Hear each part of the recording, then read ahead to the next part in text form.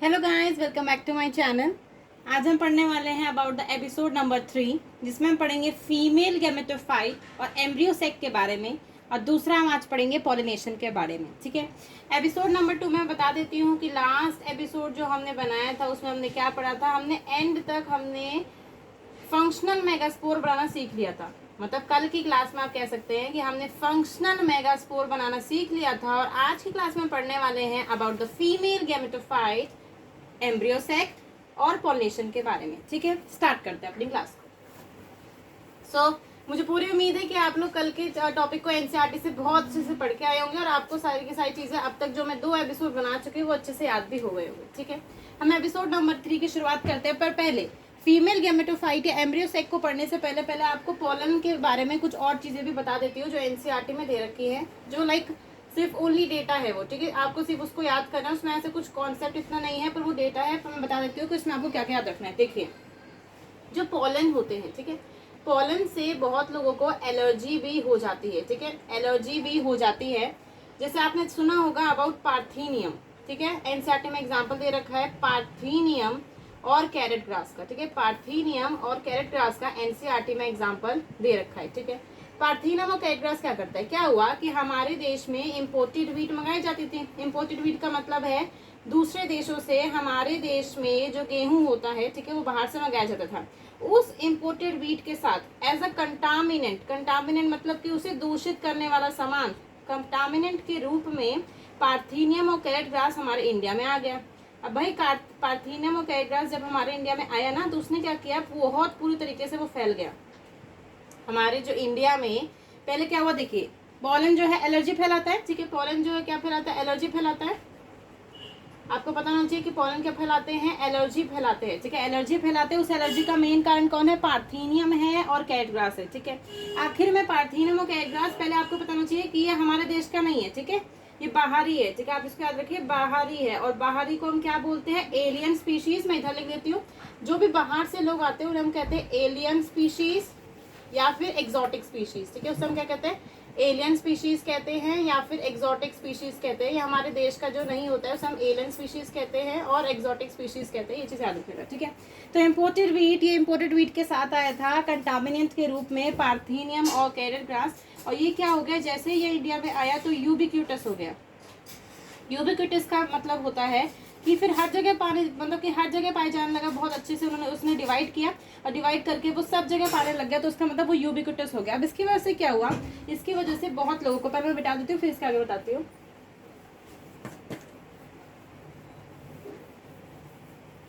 Parthenium और carrot grass की वजह से, जो पार्थीनियम और कैरेट ग्रास इंडिया में आया, जिसको हम एलियन स्पीशीज भी कहते हैं या फिर एक्सोटिक स्पीशीज भी कहते हैं, वो जैसे ही इंडिया में आया वो क्या किया, लोगों को ब्रोंकियल, उसकी वजह से लोगों को ब्रोंकियल एप्लीकेशन होनी शुरू हो गई। ठीक है, ब्रोंकियल एप्लीकेशन, एप्लीकेशन का मतलब होता है इन्फेक्शन। ठीक है, एप्लीकेशन का क्या मतलब होता है, इन्फेक्शन मतलब होता है इन्फेक्शन। ठीक है, इन्फेक्शन तो मतलब क्या, पार्थीनियम कैरेट ग्रास आया। पार्थीनियम कैरेट ग्रास की वजह से क्या हुआ, जो उसके पॉलन्स थे, जो भी चीजें थी, उससे उसके पॉलन से बहुत लोगों को एलर्जी होने लग गई, ब्रोंकियल एप्लीकेशन होने लग गया, या ब्रोंकाई में इन्फेक्शन होने लगे। ठीक है, ब्रोंकाई में इन्फेक्शन, ऐसा मत बोलना कि आपको ब्रोंकाई का मतलब नहीं पता।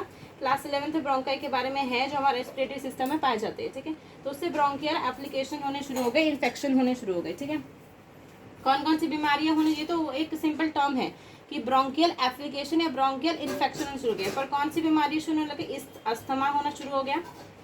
दूसरा ब्रोंकाइटिस। ठीक है, ब्रोंकाइटिस, ब्रोंकाइटिस का मतलब होता है, ब्रोंकाइटिस का मतलब होता है इन्फ्लेमेशन, यानी कि inflammation of bronchi and asthma. ठीक है, ये 2 बीमारियां जो थी वो इसकी वजह से होने लग गई। ठीक है, इतनी चीजें आपको याद होनी चाहिए कि पार्थीनियम कैरेट ग्रास जब इंडिया में आया, उसके पॉलन के कारण लोगों को ब्रोंकियल एप्लीकेशन या इन्फेक्शन होने शुरू हो गए।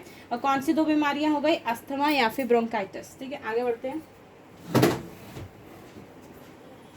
इसके बाद जो दूसरी बात आपको याद होनी चाहिए कि जो पॉलन ग्रेन्स होते हैं, जो पॉलन ग्रेन्स होते हैं, जो पॉलन ग्रेन्स होते हैं वो रिच होते हैं न्यूट्रिएंट्स में। ठीक है, रिच होते हैं किसमें, न्यूट्रिएंट्स में। ठीक है, न्यूट्रिएंट्स में, और न्यूट्रिएंट्स में रिच होने की वजह से इन्हें पॉलन टैबलेट की तरह, ठीक है, पॉलन टैबलेट जो है मार्केट में बिकते हैं वेस्टर्न कंट्रीज में।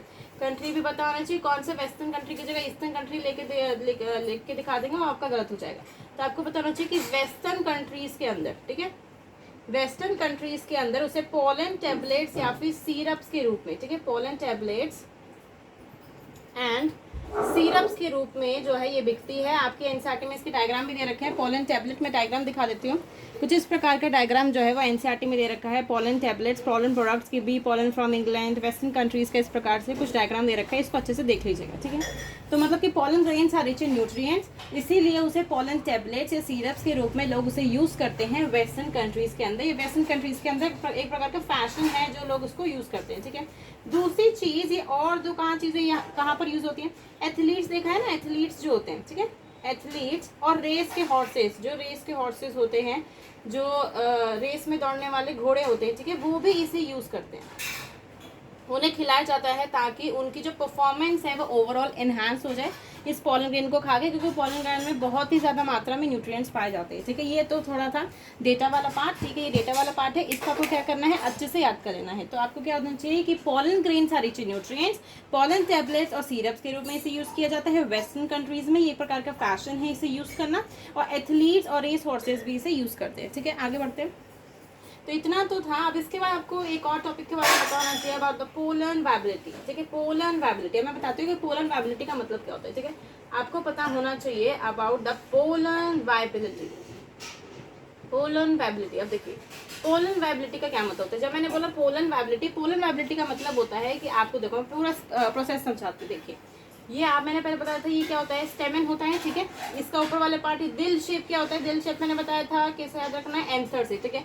इस एंथर में क्या बनते हैं, पोलन ग्रेन बनते हैं। उस पोलन ग्रेन में क्या होते हैं, 2 मेल गैमेट होते हैं। आई होप ये जो आपको फ्लो चार्ट है ये पता होगा, मैं पहले क्लासेस में बता चुकी हूँ कि भाई दिल शेप क्या होता है। इस पूरे को क्या बोलते हैं, स्टेमन पार्ट बोलते हैं। क्या बोलते हैं, स्टेमन पार्ट बोलते हैं। उस स्टेमन पार्ट का जो ऊपर वाला पार्ट होता है उसे क्या बोलते हैं, एंथर बोलते हैं। उस एंथर में, ठीक है, उस एंथर में क्या बनता है, पोलन ग्रेन बनता है। और पोलन ग्रेन के अंदर 2 मेल गैमेट होते हैं।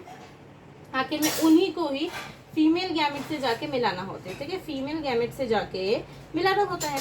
अब ये दो मेल गैमेट जो फीमेल गैमेट से जाके मिलेंगे, इसी प्रोसेस को क्या कहा जाता है, मैंने कल ही बताया था, पॉलिनेशन। क्या कहा जाता है, पॉलिनेशन कहा जाता है, ठीक है, पॉलिनेशन कहा जाता है। ये 2 मेल गैमेट ये फीमेल गैमेट से जाके मिलेंगे, इसी प्रोसेस को कि मतलब मेल गैमेट को पोलन ग्रेन का transfer of pollen grain from anther, कहाँ से, from anther to stigma, from anther to stigma को प्रोसेस को हम क्या कहते हैं, पॉलिनेशन कहते हैं। अब देखिए ये चीज समझ में आ गई कि पॉलिनेशन क्या होता है। अब देखिए मैं बताती हूँ कि आखिर में ये प्रोसेस क्या है, पोलन वायबिलिटी होता क्या है। देखिए मान लीजिए कि ये राइस का पौधा है, ठीक है, राइस का पौधा है। राइस के पौधे के एंथर पार्ट में से, ठीक है, एंथर पार्ट में से जो पोलन ग्रेन है वो निकला, ठीक है। अब पोलन ग्रेन निकला, पोलन ग्रेन निकलने के बाद मान लीजिए इसका जो फीमेल वाला पार्ट था, फीमेल वाला जो प्लांट था, फीमेल वाला जो प्लांट था वो मतलब कि दूर में था। मतलब कि क्या हुआ कि हवा बहुत तेज आई और इस पोलन ग्रेन को उड़ा के वो बहुत दूर लेके चले गए। मान लीजिए कि 1 किलोमीटर दूर लेके चले गए, ठीक है, 1 किलोमीटर दूर लेके चले गए। और 1 किलोमीटर पहुंचने के बाद फिर वो फीमेल प्लांट के पास पहुंच ही नहीं पाया। हाँ जी, तो हमने देखा था कि राइस प्लांट के अंदर जो एंथर होता है, ठीक है, एंथर के अंदर जो पोलन ग्रेन होता है, ठीक है, जैसे कि मैंने बोला कि पोलन ग्रेन रिलीज हुआ था मान लीजिए कि 5 बजे, ठीक है, 5 बजे पोलन रिलीज हुआ। पोलन जैसे ही रिलीज हुआ उसको हवा उड़ा के ले गई 1 किलोमीटर दूर, ठीक है। अब जब 1 किलोमीटर दूर उसे हवा उड़ा के ले गई, अब वो जब फीमेल प्लांट के ऊपर जब वापस आया तो तब तक 1 घंटा बीत चुका था। मतलब कि जब वापस से हवा आई तो उसे जब जहाँ पर फीमेल प्लांट उग रहा था वहां पर जब उसे लेके आया तो 1 आवर बीत चुका था। पर हमें पता है कि राइस और वीट की यानी कि जो सीरियल्स होते हैं उनकी जो पोलन वायबिलिटी होती है, वो कितनी होती है, 30 मिनट्स की होती है, ठीक है, 30 मिनट्स की होती है। मतलब कि आप पोलन वायबिलिटी का मतलब समझिए कि पोलन वायबिलिटी का मतलब है यहाँ एंथर से पोलन ग्रेन रिलीज हुआ, एंथर से पोलन ग्रेन रिलीज होने के बाद अगर वो फीमेल प्लांट के ऊपर गिर गया, ठीक है, गिरने के बाद अगर उसने पोलन ट्यूब का फॉर्मेशन कर रहा है, अगर वो पोलन ट्यूब का फॉर्मेशन कर पा रहा है तो मतलब कि पोलन वायबल है। और वो सिर्फ वो 30 मिनट्स तक कर सकता है राइस और वीट के प्लांट में। अगर वो 30 मिनट्स बीत गए, अगर 31 मिनट भी हो गया होगा तो फिर वो वायबल नहीं रह जाएगा। अब वो हमारे किसी काम का नहीं है। अब वो नया सीड नहीं बना सकता है, नया फ्रूट नहीं बना सकता, फर्टिलाइजेशन नहीं कर सकता है। सो पोलन वायबिलिटी का मतलब यही हो सकता है कि कितनी देर तक हमारा पोलन वायबल है और वो नया प्लांट बना सकता है। फीमेल जो पेरेंट है उसके साथ फर्टिलाइजेशन करके सीड और फ्रूट बना सकते हैं, ठीक है। पोलन वायबिलिटी का मतलब ये होता है आपको 2 चीज़ों के बारे में पता होना चाहिए कि एनसीईआरटी में उनका टाइमिंग दे रखा है कि कितने कितने टाइम तक वो वायबल रहते हैं।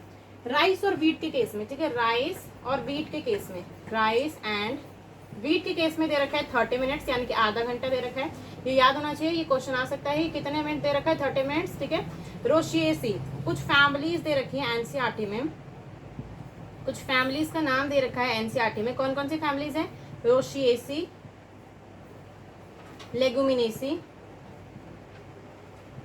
और सोलनेसी, ठीक है। इन फैमिलीज के बारे में आपको पता होना चाहिए कि इन फैमिली मतलब कि इन फैमिलीज में क्या देखने को मिलता है कि फॉर वेरिएबल मंथ्स के लिए, ठीक है, फॉर सेवरल मंथ्स के लिए, फॉर सेवरल मंथ्स के लिए, सेवरल मंथ्स का मतलब बहुत सारा, मतलब कि 1 महीना 2 महीना, ऐसे सेवरल मंथ्स के लिए जो है इसका जो पॉलन है वो वाइबल रहता है। सेवरल मंथ्स के लिए पोलन वाइबल रहता है। तो ये दो चीज़ों का बस आपको पता होना चाहिए। पोलन वाइबिलिटी के केस में ये डेटा है, ये याद होना चाहिए। ऐसा नहीं है कि 30 मिनट से तो पेपर में नहीं आएगा, नहीं आ सकता है, ये इंपॉर्टेंट है। पोलन वाइबिलिटी के बारे में मैंने बता दिया कि पोलन वाइबिलिटी का मतलब होता है पोलन का रिलीज होना, और जब वो स्टिग्मा पे गिर गया, स्टिग्मा पे गिरने के बाद अगर वो फर्टिलाइजेशन कर पा रहा है, पोलन ट्यूब बना पा रहा है, तो वाइबल है। तो अगर मान लो कि, और ये इतना पीरियड टाइम है कि मतलब 30 मिनट्स के बाद अगर 31वें मिनट पे भी अगर हमारा पोलन जाके स्टिग्मा के ऊपर गिरेगा तो वाइबल नहीं रहेगा, वो पोलन ट्यूब नहीं बना पाएगा। अगर पोलन ट्यूब ही नहीं बना पाया तो कैसे फर्टिलाइजेशन होगी और कैसे सीड ऑफ फ्रूट का फॉर्मेशन होगा, ठीक है। उसी प्रकार से रोशिएसी फैमिली में, लेगुमिनेसी फैमिली में और सोलनेसी फैमिली में देखने के लिए मिलता है कि उसमें तो पोलन ग्रेन का भाई वाह है कि सेवरल मंथ्स के लिए वो क्या रहता है, वाइबल रहता है। सेवरल मंथ्स के बाद भी अगर वो गिरेगा, ठीक है, स्टिग्मा के ऊपर गिरेगा, तब भी वो अपनी पोलन ट्यूब बना पाएगा, ठीक है, उससे कोई भी दिक्कत नहीं है। इतनी चीज़ याद हो गई। फिर उसके बाद नेक्स्ट टॉपिक पे चलते हैं। नेक्स्ट टॉपिक क्या दे रखा है कि जो पोलन वाइबिलिटी होती है वो 2 फैक्टर से अफेक्ट होती है, ठीक है। कौन से 2 फैक्टर, इसको सिर्फ याद करना है, इसमें कोई समझाने वाली बात नहीं है कि पोलन वाइबिलिटी कौन से 2 फैक्टर है जो इसको अफेक्ट करते हैं। पहला फैक्टर है टेम्परेचर, और दूसरा फैक्टर होता है ह्यूमिडिटी, ठीक है। पहला फैक्टर होता है टेम्परेचर, कि मतलब जब जो हमारा पोलन ग्रेन रिलीज हुआ एंथर में से, तो उस समय टेम्परेचर कैसा था, उस समय ह्यूमिडिटी कैसी थी, उस इन दोनों मतलब कि इन दोनों कारणों पे पोलन वाइबिलिटी डिपेंड करती है। याद होना चाहिए कौन से ऐसे फैक्टर्स है, ठीक है। क्वेश्चन पूछे जाएगा कि कौन से ऐसे फैक्टर्स है जिसपे पोलन वाइबिलिटी डिपेंड करती है। वो फैक्टर है, एक टेम्परेचर है और दूसरा ह्यूमिडिटी है, ठीक है। ये 2 चीज़ें हो गई। अब हम नेक्स्ट टॉपिक पे चलते हैं कि पोलन वाइबिलिटी ठीक है, पर अगर मान लीजिए कि 30 मिनट्स बोला है, पर अगर मान लीजिए कि हमें 30 मिनट्स नहीं करना, कि मान लो कि मैं कोई राइस का प्लांट में बना रही हूँ, ठीक है, उससे राइस के प्लांट में मुझे फर्टिलाइजेशन करवानी है। और वो प्लांट जो है, मतलब कि जहाँ पर मेरा मेल पार्ट प्रेजेंट है और जहाँ पर मेरा फीमेल पार्ट प्रेजेंट है, उन दोनों के बीच में मान लीजिए कि 24 किलोमीटर की दूरी है, 24 किलोमीटर की दूरी है। अब 24 किलोमीटर की दूरी जो है 30 मिनट्स में तय तो नहीं की जा सकती। अब उस केस में मुझे, अब मैं क्या करूँ, वैसे तो वेस्टेज हो जाएगी, जो आपका पोलन ग्रेन वहाँ से निकला है उसकी तो वेस्टेज हो जाएगी। उस पोलन ग्रेन को मैं कैसे बचाऊँ? तो उसी पोलन ग्रेन को वाइबल रखने के लिए, क्या रखने के लिए, वाइबल रखने के लिए, कि मतलब कि मान लीजिए कि आपका मेल पार्ट यहाँ है, फीमेल पार्ट कुछ मान लो 7 समुद्र पार है, तो उसे वाइबल रखने के लिए मैं किसके अंदर रखूंगी, -196 डिग्री सेल्सियस में लिक्विड नाइट्रोजन में, ठीक है। नाइट्रोजन में नहीं, लिक्विड नाइट्रोजन में रखते हैं। ये चीज़ याद होना चाहिए। ये नीट का भी क्वेश्चन बनता है और सीबीएसई का भी क्वेश्चन बनता है कि आपको किस में उसको रखना चाहिए। तो आपका पोलन ग्रेन अगर आपको वाइबल रखना है 1 दिन के लिए, 2 दिन के लिए, जैसे यहाँ तो सिर्फ 30 मिनट्स होता है। राइस प्लांट का मैंने अभी बताया ना कि राइस प्लांट का सिर्फ 30 मिनट्स होता है, ठीक है, 30 मिनट्स होता है। पर अगर मुझे इसे 30 मिनट से ज़्यादा 1 दिन के लिए रखना है, 2 दिन के लिए रखना है और सालों के लिए भी रखना है, तो मैं इसे लिक्विड नाइट्रोजन में रख दूंगी -196, ठीक है, इट्स नॉट 96, मैं बड़ा लिख के बताती हूँ, -196 डिग्री सेल्सियस, किसमें, लिक्विड नाइट्रोजन के अंदर, ठीक है, लिक्विड नाइट्रोजन के अंदर रखना चाहिए। और इस प्रोसेस को क्या बोलते हैं, क्रॉप ब्रीडिंग प्रोग्राम में ये सब चीज़ें जो की जाती है, मतलब कि जो पहले आप इसको लिख लीजिए, फिर मैं आगे बताती हूँ। देखिए जो मैंने बोला 196 डिग्री सेल्सियस, तो 196 डिग्री सेल्सियस जो मैंने बोला 196 डिग्री सेल्सियस लिक्विड नाइट्रोजन में, 196 डिग्री सेल्सियस लिक्विड नाइट्रोजन में आपको इसको रखना होता है। जब आपने -196 डिग्री मतलब -196 डिग्री सेल्सियस लिक्विड नाइट्रोजन में रखा, उस प्रोसेस को बोलते हैं क्रॉप ब्रीडिंग प्रोग्राम। कौन सा प्रोसेस होता है, क्रॉप ब्रीडिंग प्रोग्राम, ठीक है, क्रॉप ब्रीडिंग प्रोग्राम। ये वाली जो प्रोसेस होती है, इस चीज़ को याद रखिए कि कौन सी प्रोसेस होती है, क्रॉप ब्रीडिंग प्रोसेस जो होती है, जिसके अंतर्गत आप -196 डिग्री सेल्सियस के अंदर लिक्विड नाइट्रोजन के अंदर पोलन ग्रेन को स्टोर करके रखते हैं, ठीक है, पोलन ग्रेन को स्टोर करके रखते हैं। कि मान लीजिए आपको 1 दिन के बाद, 2 दिन के बाद, 3 दिन के बाद अगर आपको फर्टिलाइजेशन करवानी है, 1 साल के बाद, 2 साल के बाद अगर आपको फर्टिलाइजेशन करवानी है, तो उसमें वो as it is freshly prepared, fresh ही रहेगा, ठीक है, फ्रेश ही रहेगा। और आप उसको आराम से, जैसे आप उसको स्टिग्मा के ऊपर डालोगे तो वो पोलन ट्यूब जो है बहुत आसानी से बना के आपको दे देगा, ठीक है, पोलन ट्यूब बहुत आसानी से उसमें बन जाएगी। इतनी बात हो गई क्रॉप ब्रीडिंग प्रोग्राम के बारे में। अब हम अपना मेन टॉपिक स्टार्ट करते हैं, जिसके बारे में एपिसोड नंबर 3 है, वो है फीमेल गैमेटोफाइट या फिर एम्ब्रियो सेक के बारे में, कि फीमेल गैमेटोफाइट और एम्ब्रियो सेक कैसे बनता है। ठीक है, कल के लेक्चर में मतलब कि जो एपिसोड नंबर 2 हुआ था उसमें मैंने आपको बता दिया था कि फंक्शनल मेगास्पोर कैसे बनता है। फंक्शनल मेगास्पोर कैसे बनते हैं, उस फंक्शनल मेगास्पोर की मैंने पूरी प्रोसेस समझाई थी कि जो पहले जो 3 होते हैं वो क्या हो जाते हैं, डीजेनरेट हो जाते हैं। आखिरकार जो एक बचता है वो फंक्शनल मेगास्पोर बचता है, और उस प्रोसेस को क्या बोलते हैं कि एक ही बचना जब कोई भी प्रोसेस हो। ठीक है, 4 दे रखे थे, 4 में सिर्फ एक ही बना ना, 3 तो डीजेनरेट हो गए, तो उस प्रोसेस को क्या कहते हैं, मोनोस्पोरिक डेवलपमेंट कहते हैं। कौन सी डेवलपमेंट कहते हैं, मोनोस्पोरिक डेवलपमेंट कहते हैं। मतलब कि अगर 4 मेगास्पोर बने थे, अल्टीमेटली 4 मेगास्पोर का फॉर्मेशन हुआ था, उन 4 मेगास्पोर में से सिर्फ एक ही फंक्शनल हुआ, मतलब कि अब एक ही जो है फीमेल गैमेटोफाइट बनाएगा, फीमेल गैमेट बनाएगा, एक ही फंक्शनल मेगास्पोर निकल के आए, उसी प्रोसेस को कहते हैं मोनोस्पोरिक डेवलपमेंट। ठीक है, इसके बारे में आपको पता होना चाहिए। अब मैं आगे आपको बताती हूँ कि फंक्शनल मेगास्पोर कैसे बनता है। अब देखिए, फंक्शनल मेगास्पोर जो बन गया है वो कैसा होता है, हैप्लॉइड होता है। फंक्शनल मेगास्पोर जो बना है वो कैसा होता है, एन होता है, या मैं कह सकती हूँ हैप्लॉइड होता है। ठीक है, अब हमें फंक्शनल मेगास्पोर में डिवीजन करके दिखानी है, और अल्टीमेटली जो फीमेल गैमेटोफाइट जिसका नाम पड़ा है, जैसे मेल गैमेटोफाइट वहाँ क्या था, पोलन ग्रेन था, और यहाँ पर फीमेल गैमेटोफाइट कौन होती है, एम्ब्रियो सेक होता है। कौन होता है, एम्ब्रियो सेक होता है। ठीक है, एम्ब्रियो सेक कहाँ पाया जाता है, ये चीज़ पता होना चाहिए कि एम्ब्रियो सेक कहाँ पाया जाता है, न्यूसेलस के अंदर। कहाँ पाया जाता है, न्यूसेलस के अंदर पाया जाता है। मैं लिख देती हूँ, कहाँ पाया जाता है, न्यूसेलस के अंदर, न्यूसेलस के अंदर पाया जाता है। ठीक है, इतनी समझ में आ गया। अब इसका डिवीजन देखते हैं कि फंक्शनल मेगास्पोर से मुझे अल्टीमेटली कहाँ पहुंचना है, फंक्शनल मेगास्पोर से मुझे अल्टीमेटली कहाँ पहुंचना है, फीमेल गैमेटोफाइट और एम्ब्रियो सेक के पास में पहुंचना है। वो कैसे पहुंचेंगे, देखिए मैं बताती हूँ फंक्शनल मेगास्पोर से आप एम्ब्रियो सेक के बारे में कैसे पहुंचेंगे। देखिए, मैंने बनाई है फंक्शनल मेगास्पोर, और फंक्शनल मेगास्पोर के पास अभी एक ही न्यूक्लियस है। ठीक है, बेचारे के पास अभी एक ही न्यूक्लियस है फंक्शनल मेगास्पोर के पास, और ये कैसा होता है, हैप्लॉइड होता है। कैसा होता है, हैप्लॉइड होता है। अब देखिए, फंक्शनल मेगास्पोर के अभी हम पहले एक मियोसिस पहले से कर चुके हैं। जब मैंने वो 4 मेगास्पोर बनाए तो एक मियोसिस में पहले से कर चुकी हूँ, एक मियोसिस में पहले से कर चुकी हूँ फंक्शनल मेगास्पोर बनाने के लिए। अब एक मियोसिस के बाद आप गिनना कि कितने माइटोसिस देखने के लिए मिलते हैं। ठीक है, मैं बताऊंगी लास्ट में कि कितने मियोसिस और कितने माइटोसिस देखने के लिए मिले। फंक्शनल मेगास्पोर है, मैं एफएम से लिख देती हूँ फंक्शनल मेगास्पोर। ठीक है, फंक्शनल मेगास्पोर, फंक्शनल मेगास्पोर में सबसे पहले पहली माइटोटिक डिवीजन होगी। ठीक है, माइटोटिक, कैसी डिवीजन, माइटोटिक डिवीजन होगी, जिसको हम इक्वेशनल डिवीजन भी कहते हैं। क्या बोलते हैं, इक्वेशनल डिवीजन भी कहते हैं, इक्वेशनल डिवीजन भी कहते हैं, क्योंकि इसमें सेम सेट ऑफ क्रोमोसोम्स, मतलब कि ये हैप्लॉइड है तो सेल्स भी हैप्लॉइड बनेगी। ठीक है, तो सेम सेट ऑफ क्रोमोसोम जाते हैं, पर मियोसिस में ऐसा नहीं होता है। मियोसिस को मैं क्या बोलती हूँ, मियोसिस को बोला जाता है रिडक्शन डिवीजन। क्या बोला जाता है, रिडक्शन डिवीजन बोला जाता है, क्योंकि उसमें क्रोमोसोम नंबर जो है हाफ हो जाता है। ठीक है, अगर 2n की सेल है तो n की सेल बन जाती है मियोसिस के प्रोसेस में। ठीक है, रिडक्शन डिवीजन देखने के लिए मिलता है। मैंने बोला माइटोटिक डिवीजन होगा, इक्वेशनल डिवीजन होगा। जब माइटोटिक डिवीजन और इक्वेशनल डिवीजन हुआ तो यहाँ पर कितनी सेल्स मिलने के लिए, मतलब कि बन गई, कितनी सेल्स बन गई, 2 सेल्स बन गई। ठीक है, अब क्या होगा, देखिए ये 2 सेल्स का आपस में मिलता जुलता नहीं है, मतलब कि दोनों लड़ती रहती, तो वो क्या करेंगी कि वो दोनों बोलेंगे कि चल मैं इधर की तरफ जाती हूँ, इस पोल की तरफ जाती हूँ, और तू इधर की इस पोल की तरफ जाइए। ठीक है, तो ये दोनों क्या करेंगे, ये बड़ी वाली सेल में बना दी, ये वाली जो है इस पोल की तरफ चली जाएगी, और ये वाली जो है इस पोल की तरफ चली जाएगी। अब इसको क्या बोलते हैं, डायाड बोलते हैं। ठीक है, आपके एनसीईआरटी में दे रखा है डायाड बन जाए। ठीक है, इसी प्रोसेस से क्या बनता है, डायाड। अब क्या बना, अभी 2 जो बन गए। ठीक है, अब इसमें मियोसिस नंबर मतलब माइटोसिस नंबर 2 होगा। जब इसमें माइटोसिस नंबर 2 होगा तो इस वाली सेल से जो ऊपर वाली पोल पे एक सेल थी, उससे 2 सेल बनेंगे, फिर से 2 सेल बन गए। नीचे वाली सेल से भी कितने बनेंगे, 2 सेल बनेंगे। ठीक है, अब जब माइटोसिस 3 हो गया, मैं यहाँ नीचे बना देती हूँ, जब माइटोसिस 3 हो गई तो यहाँ पर अब 4 सेल्स देखने के लिए मिल रहे हैं, और नीचे भी 4 सेल्स देखने के लिए मिल रहे हैं। मतलब क्या है, मैं शुरू से बताती हूँ कि क्या हुआ। देखिए, सबसे पहले आपका क्या हुआ कि फंक्शनल मेगास्पोर था, हैप्लॉइड था। ठीक है, मैंने क्या किया कि सबसे पहले फंक्शनल मेगास्पोर बनाने के लिए एक मियोसिस की गई थी। अब मैंने आपसे बोला था कि आप गिनना कि कितनी माइटोसिस की जाएंगी। पहली माइटोसिस हुई जिससे 2 सेल बनी, वो दोनों सेल की आपस में मिलती जुलती नहीं थी, वो दोनों के दोनों पोल्स पे चली गई। कहाँ पे चली गई, पोल्स पे। ठीक है, ये वाली इस पोल्स पे चली गई, ये वाला उस पोल्स पे चली गई। ठीक है, दोनों अपने अपने पोल्स में चली गई, दोनों के बीच में इतने सेंस देखने के लिए मिला। इस प्रोसेस को क्या कहते हैं, डायाड कहते हैं। ठीक है, क्या बोलते हैं, डायाड कहते हैं। अब जैसे ही फिर दूसरा माइटोसिस हुआ, ये पहली माइटोसिस होगी तो मैं यहाँ लिख देती हूँ माइटोसिस नंबर 1। ठीक है, ये पहली माइटोसिस हो गई।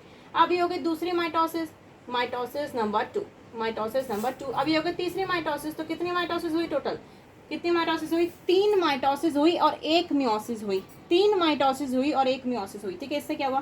फिर मैंने बोला जब ये 2 बन गई तो इस एक से भी 2 बनेगी और एक से भी 2 बनेगी, तो यहाँ कितने बन गए टोटल? 4 बन गई।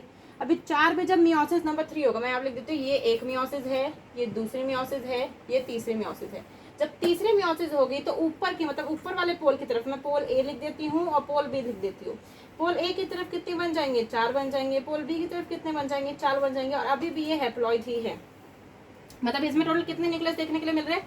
8 न्यूक्लियस। कितने देखने को मिल रहे हैं? 8 न्यूक्लियस। अब हम लास्ट एंड तक आ गए। अब देखते हैं कि आगे इसका डिवीजन कैसे होगा। पहली बात आपको ये चीज़ आप नोट डाउन कर लीजिए अच्छी तरीके से कि इस तरीके से इसका डिवीजन देखने के लिए मिलता है। अब आगे बढ़ते हैं।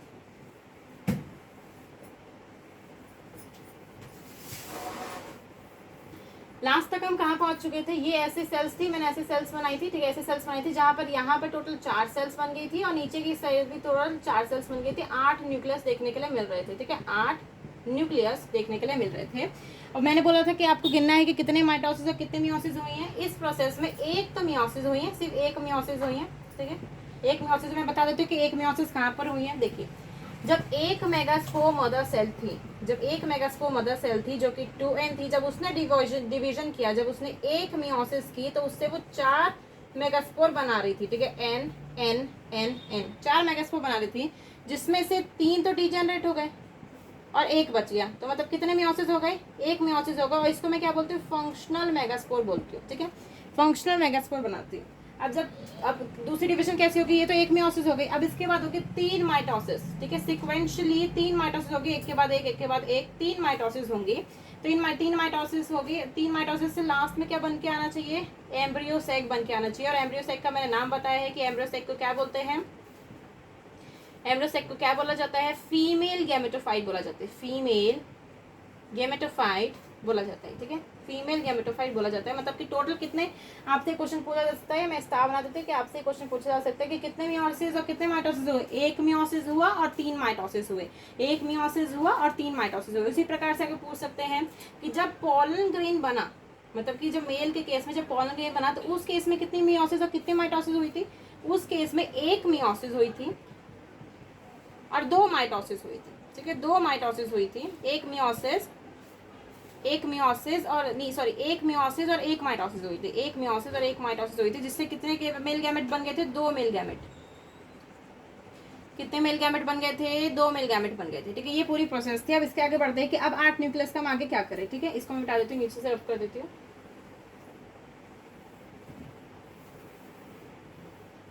अब जब 8 न्यूक्लियस बन गया, अब 8 न्यूक्लियस क्या करेंगे? ये पूरी आपको जो डिवीजन थी, इस डिवीजन का एक अनोखा नाम होता है। एनसीईआरटी में भी लिखा हुआ है कि इसका अनोखा नाम क्या है इस डिवीजन का? इसको बोलते हैं free nuclear division. Free nuclear division. ठीक है, आपने एक चीज को नोटिस किया होगा, जब हम इसका डिवीजन कर रहे थे तो इस डिवीजन हमेशा डिवीजन कैसी होती है? पहले देखने के लिए मिलता है कैरियोकाइनेसिस।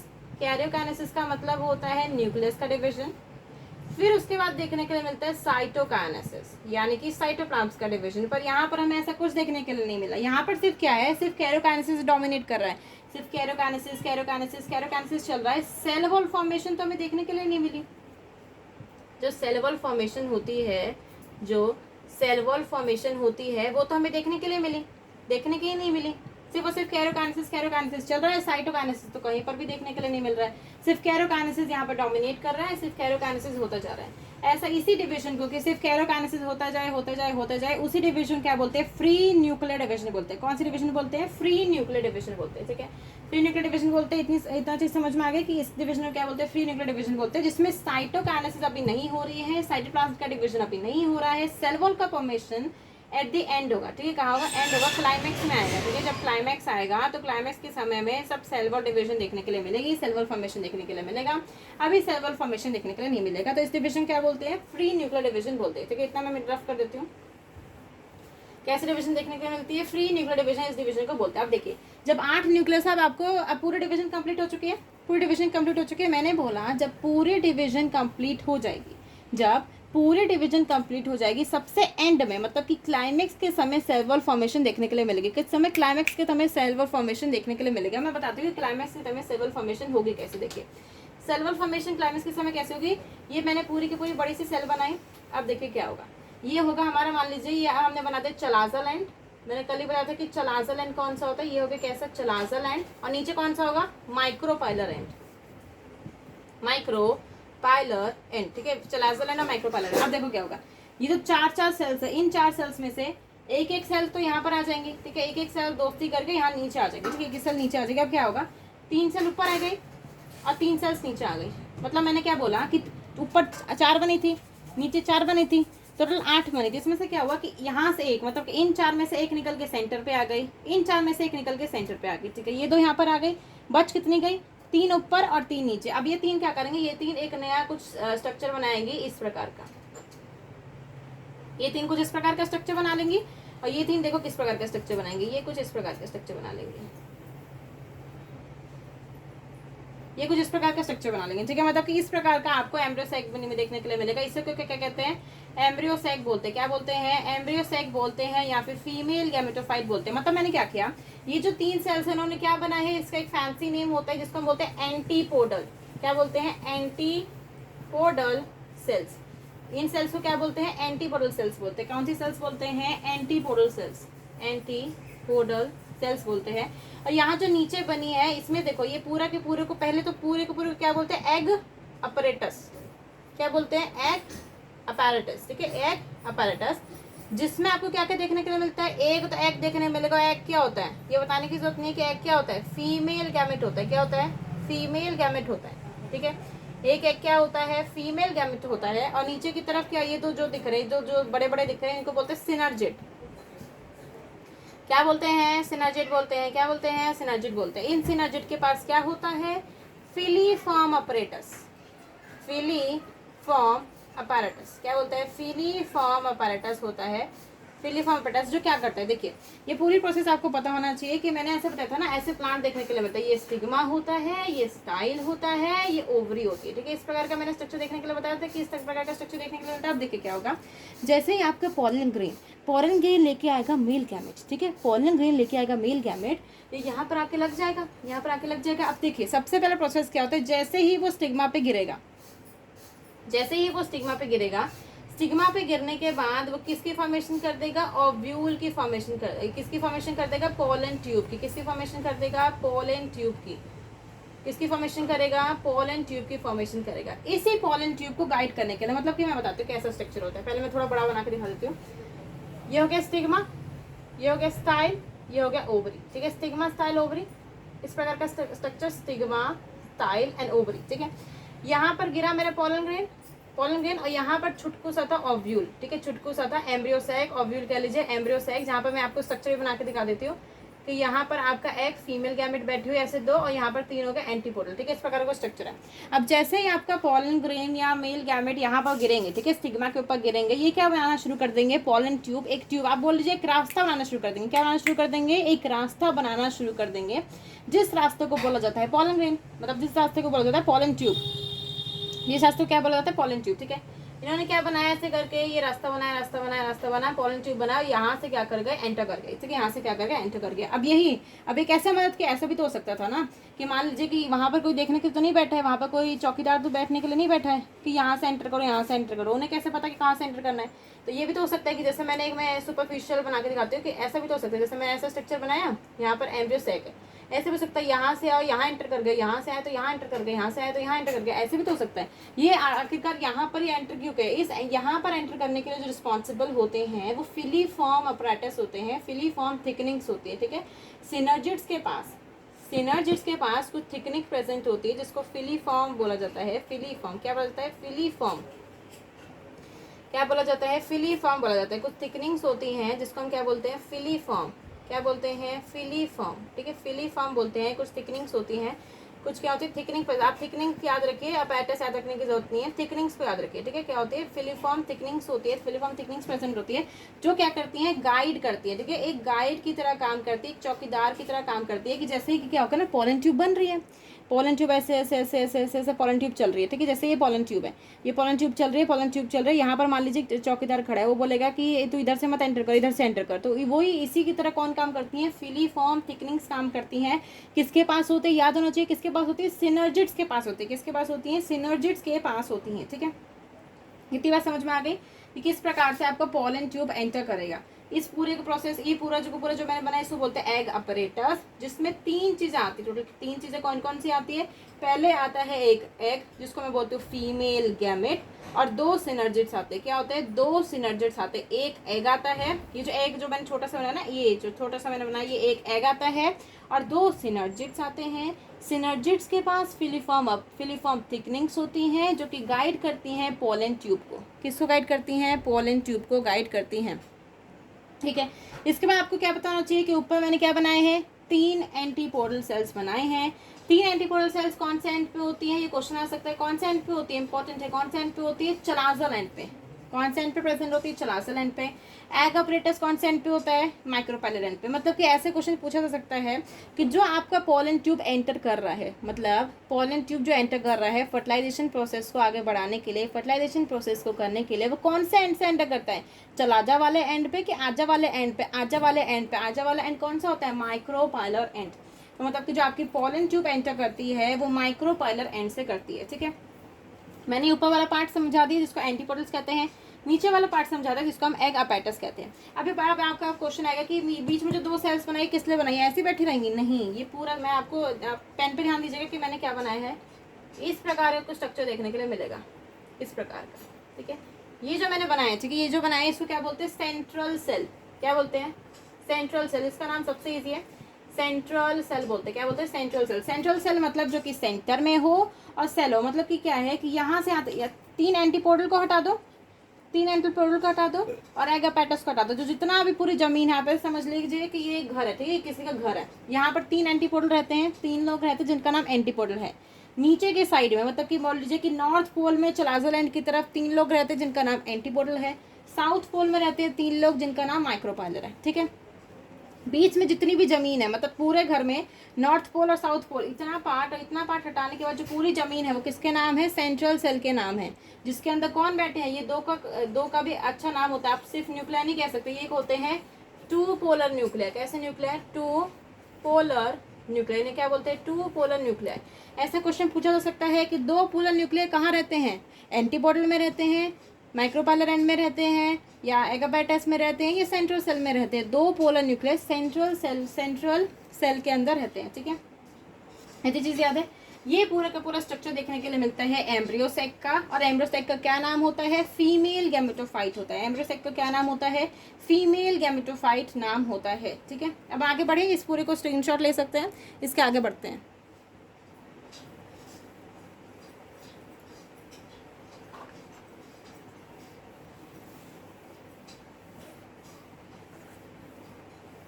इसके आगे अब हम पढ़ने वाले हैं, हमने पूरा स्ट्रक्चर देख लिया है, मतलब कि हमने क्या क्या पढ़ लिया है। हमने मेल गैमेटोफाइट के बारे में पढ़ लिया, मेल गैमेटोफाइट। हमने मेल गैमेटोफाइट के बारे में पढ़ लिया, जिसको क्या बोला जाता है? पोलन ग्रेन बोला जाता है। पोलन ग्रेन बोला जाता है। हमने मेल गैमेटोफाइट के बारे में पढ़ लिया, जिसके अंदर 2 मेल गैमेट होते हैं, जो ही मेन काम करने वाले हैं। ठीक है, जो मेन काम करने वाले हैं वही 2 मेन गैमेट काम करने वाले। दूसरा हमने फीमेल गैमेटोफाइट के बारे में पढ़ लिया है, फीमेल गैमेटोफाइट। फीमेल गैमेटोफाइट के बारे में पढ़ लिया। फीमेल गैमेटोफाइट को हम क्या बोलते हैं? एम्ब्रियोसेक बोलते हैं। क्या बोलते हैं? एम्ब्रियोसेक बोलते हैं, एम्ब्रियोसेक। ठीक है, ये 2 चीज़ों के बारे में पढ़ लिया। या अब ये 2 चीज़ें होने के बाद मतलब कि अब हमारा मेल गैमेट भी बन के तैयार है, और एम्ब्रियोसेक के अंदर जो एक फीमेल गैमेट होती है, ठीक है, एक फीमेल गैमेट होती है, कौन सी जगह पर प्रेजेंट होती है? आपको इसका आंसर आना चाहिए कि कौन सी जगह पर प्रेजेंट होती है? एग अपैटस के अंदर। मैंने अभी बताया है कि वो फीमेल गैमेट का घर कहाँ पर है? एग अपैटस के अंदर है। कहाँ है? एग अपैरेटस के अंदर उसका घर होता है। मतलब कि मैंने आपको मेल गैमेट के बारे में बता दिया है, मेल गैमेटोफाइट के बारे में बता दिया है, जिसे पोलन ग्रेन कहा जाता है, जिसके अंदर 2 मेल गैमेट होते हैं। मैंने फीमेल गैमेटोफाइट के बारे में बता दिया, जिसको एम्ब्रियोसेक कहते हैं, जिसमें 1 मेल गैमेट होता है, और वो कहाँ पाया जाता है? उसका घर कहाँ है? ठीक है, उसका घर कहाँ मिलता है? उसका घर कहाँ मिलता है? Egg apparatus. ठीक है, फीमेल गैमेट कहाँ रहती है? एग अपैरेटस के अंदर रहती है। ठीक है, इतना प्रोसेस हो गया। अब हम आगे बढ़ते हैं।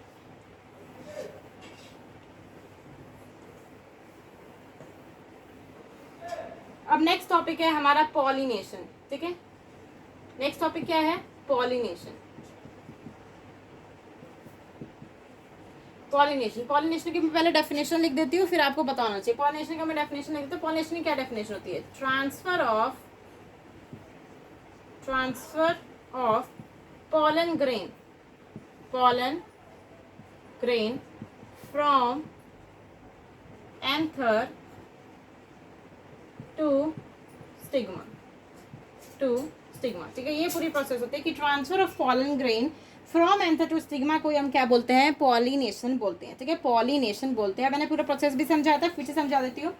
इस प्रकार का होता है हार्ट शेप एंथर। ठीक है, मैंने इस प्रकार का कुछ आपको करके दिखाया था ना, ये होता है हार्ट शेप एंथर। क्या होता है, हार्ट शेप एंथर। इस हार्ट शेप एंथर को पूरे को पता, पूरे स्ट्रक्चर को तो बोलते हैं स्टेमन। ठीक है, इस हार्ट शेप वाले पार्ट को क्या बोलते हैं, एंथर बोलते हैं। उस एंथर में से निकला क्या, पॉलन ग्रेन। अब भाई पॉलन ग्रेन है, अब पॉलन ग्रेन को कहाँ जाना है, पॉलन ग्रेन को कहाँ जाना है, पॉलन ग्रेन को कहाँ जाना है, पॉलन ग्रेन को जाना है स्टिग्मा के ऊपर।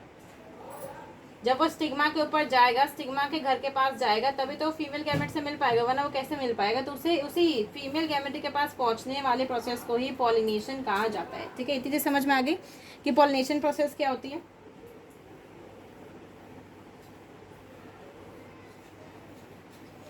सो आज के लेक्चर में हमने क्या क्या पढ़ा, एपिसोड नंबर 3 में आज के लेक्चर में हमने पढ़ा था about the female gametophyte part. पूरा का पूरा हमने पढ़ लिया कि फीमेल गैमेटोफाइट में कैसे कैसे हमने डेवलपमेंट देखने के लिए मिली। हमने एम्ब्रियो सेक कैसे बनाया, फिर उसमें कितनी मियोसिस होती हैं, कितनी माइटोसिस होती हैं, वो हमें देखने के लिए मिला। ठीक है, फंक्शनल मेगास्पोर से कैसे फीमेल गैमेटोफाइट बना। हमने देखा कि पोलन ट्यूब की फॉर्मेशन किस प्रकार से देखने के लिए मिलती है। अब इसका और डिटेल आगे जानेंगे, पोलन ट्यूब की फॉर्मेशन कैसे होती है। अब पॉलिनेशन के बारे में, जो पॉलिनेशन का पूरा प्रोसेस है वो बहुत बड़ा है। ठीक है, उसमें काफ़ी टाइम लगेगा। तो पॉलिनेशन के प्रोसेस के बारे में हम एपिसोड नंबर 4 में जानेंगे। ठीक है, एपिसोड नंबर 4 में जानेंगे। तब तक के लिए आप एपिसोड नंबर 3 को अच्छे से रिवाइज करके आइएगा एनसीईआरटी में से। मतलब अभी तक 3 एपिसोड जो हो चुके हैं, आपको वो तीनों एपिसोड नंबर 1, एपिसोड नंबर 2 और एपिसोड नंबर 3 को अच्छे से एनसीईआरटी से पढ़ के आना है। ठीक है, at the end thank you for this session. Please subscribe to my channel and give a thumbs up to it.